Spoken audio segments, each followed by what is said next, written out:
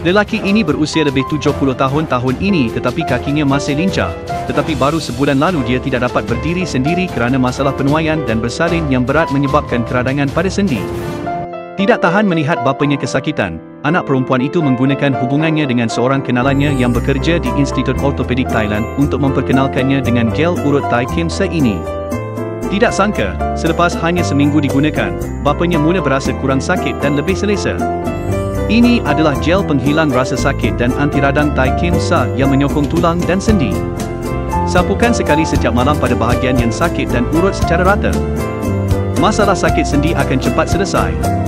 Tak kira umur 40, 50 ataupun 70 tahun, kalau ada masalah sakit sendi, berdiri dan duduk sakit, naik tangga pun sakit, malah sakit sampai hanya boleh baring atas katil, boleh cuba gel penahan sakit Thai ini.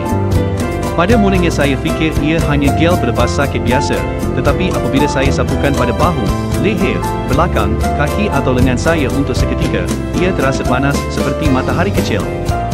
Diekstrak daripada ekstrak ular, empedu ular dan lemak ular. Kami adalah pengeluar asal produk ini. Satu-satunya jualan pembukaan dengan harga rendah hanya berakhir hari ini.